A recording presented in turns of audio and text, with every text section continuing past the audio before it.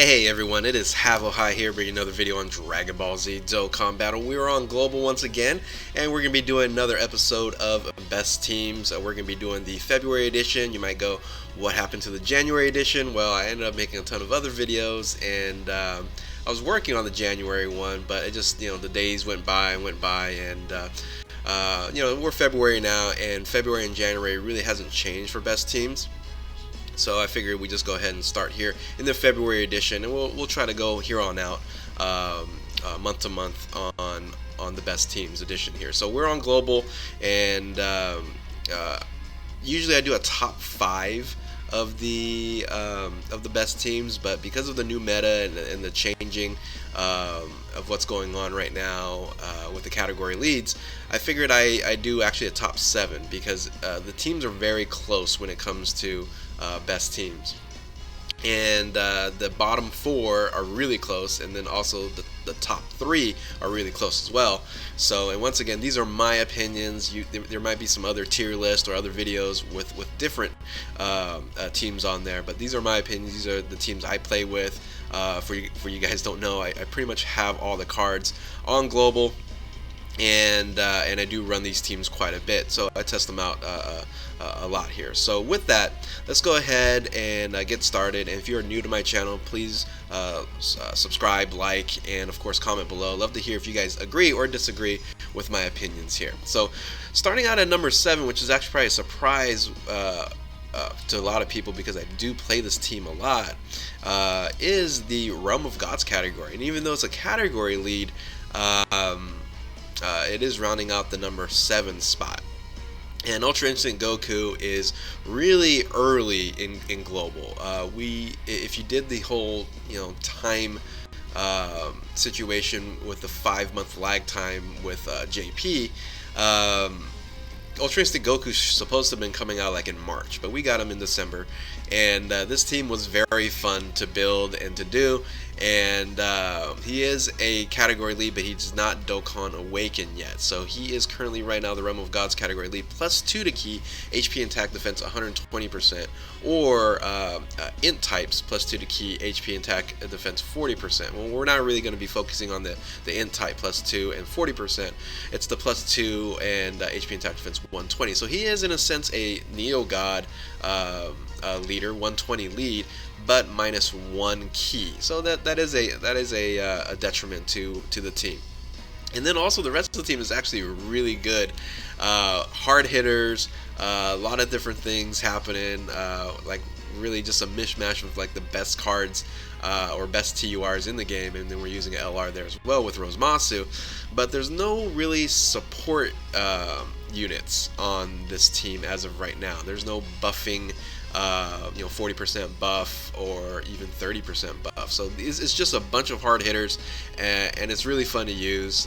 But optimally, they don't really coincide with each other. Because I'm using Murzomasu there, and it hurts. Three other of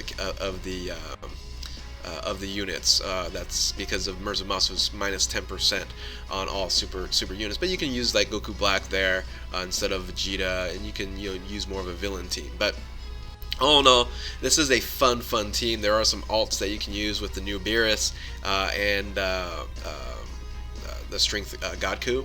But when Vegito Blue, LR Vegito Blue comes out, whenever that is, the TOR is out right now, but he wouldn't fit into the category because he's not Realm of Gods. But when he becomes LR Vegito Blue, then that'll be another LR you can add, either replacing physical Vegito Blue or interacting and changing those two. So this is number 7 category. Do you agree or disagree? Let me know on the comments below. But let's go ahead and move on to the number 6 spot. The number 6 spot is, you can argue they're even higher because of the new Vegeta, the Strength Vegeta, the Bulma Vegeta that was introduced. Right now it is a global exclusive, and he is a beast.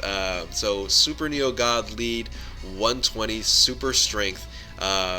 Super Saiyan 4 Goku is the leader here, and there's a lot of versatility when it comes to this team. and a great team here. Once again, if when LR Vegito Blue comes out, you can go ahead and place him in there. But I like using this current team here. It's pretty fun. I would interchange sometimes Gohan and the first alt there, which is GT Trunks, because of Strength Gohan, Ultimate Gohan's link issues.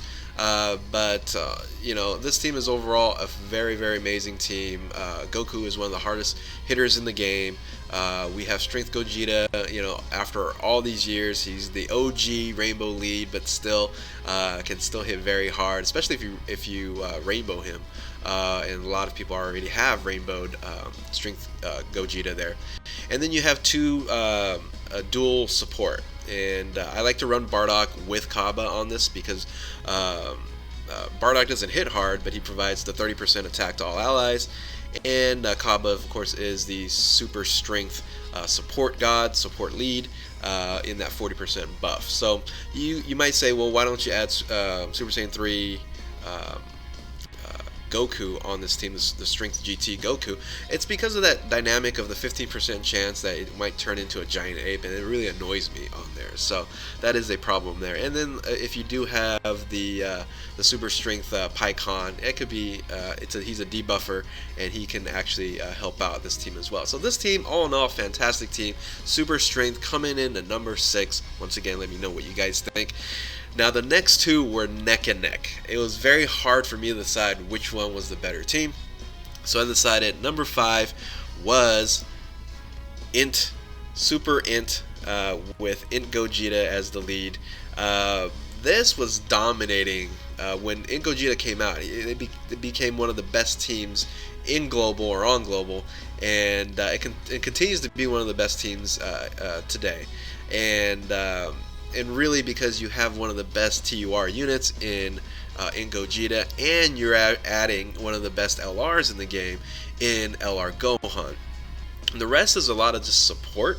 Vegeta is a hard hitter as well, but you have the Gohan and the Pan for support, for additional buff.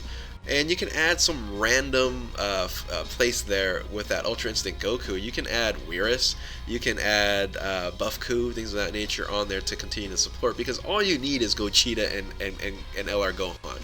Those two guys hit so hard, and just gotta just wait for their turn, and they just typically one shot or wipe people out. So so this team is an amazing team. If you have this team, you can pretty much do any Dokkan event at this point in time, or any iteration of this team. Like I said, the alternates are on the bottom there. But this is the team I like to use because I like Ultra Instinct. I like having him on the team. He's not really as optimal as maybe. You can add Whirus in there with the orb changing for LR Gohan. But like I said, you could add the other in cards down below there as well. So this is number 5. This is beginning of the top 5 here. And coming in number 4 is the final Neo God lead, the 120 lead, and you probably guessed it, and that is the Super Physical team. Now, one of the reasons why the Super Physical team I put above the Int Gogeta and the Super Int team is because of one of the versatilities and a lot of the additional passives and super attack benefits of this team in itself. So, Super Physical Fizz Tanks, well, that's not really Fizz Tanks, that's Neo Tanks, right? So Super Saiyan 3 Fizz Tanks is one of the hardest hitters in the game, and it still continues to be one of the hardest hitters in the game, even in JP months and months later. With the addition of LR Trunks that just recently came out, this team is just a beast. And when LR Trunks gets that Ultra super attack, and with his crit, that's as part of his passive, his 50% crit chance. He's a beast. He's a monster. He hits as hard as maybe a Gohan if Gohan doesn't have his a lot of orbs to buff him up. And he's a great card. I'm glad I have him on the team. And when I play Super Physical, they just wreck everything. So on top of that, you also have one of the best TURs in the game, and that's Vegito Blue. And he also is a great defensive unit because he will mitigate any normal attacks. And then he does, of course, his counters, and then he does his additional attacks. So those 3 cards on itself just really starts to wreck everything. So on top of that, if you're doing maybe a boss rush or a harder Dokkan event, you have still Seal Tanks. Seal Tanks is still one of the best units in the game because he seals and he hits extremely hard. And with those 4, it's that rotation is going to be always really good, and the links you're going to have 0 problem with. All of them Super Saiyan, Link there, and you're going to always have maximum keys. So on top of that, you have 2 really good support units. The super physical Gohan there with the Kai outfit there with the Z sword. He is the super physical support god, so he's the 40% lead. But then you have also the Super Saiyan 2 Gohan, which is a 35% buff to all allies. He's actually a universal support unit, and you can go onto anything. So, and also there's some versatility to this team. You can, if you don't have one of the support units, you can actually have GT Pan on this, which is also a support unit and still hits decently. If you don't have another hard hitter, you can use the physical Trunks, which is amazing.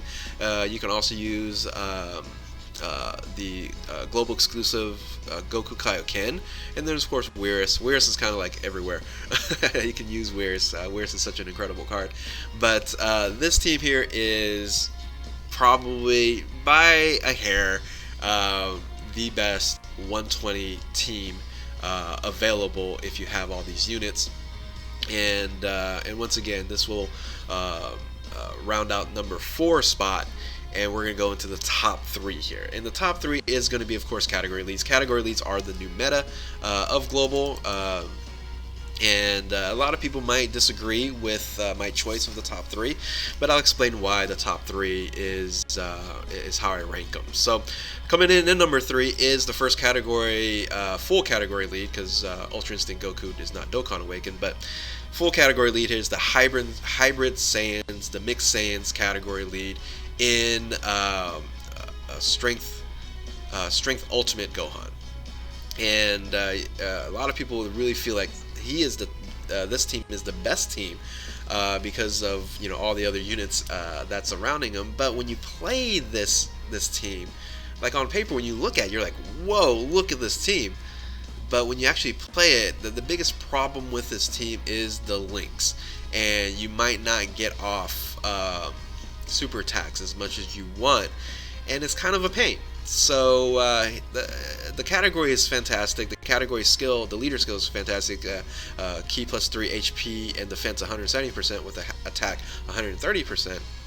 And that's why it is above all the Neo Gods, the 120 leads, but falls short between the other 2 category leads. But once again, you have 2 LRs on this team. You have LR Trunks and LR Gohan, so that's really amazing. And once again, you still have one of the hardest TURs, hitting TURs in the game in physical Neo Tanks.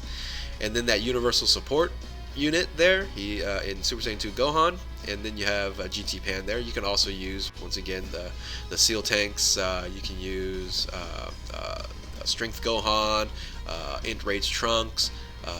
So there's a lot of versatility here.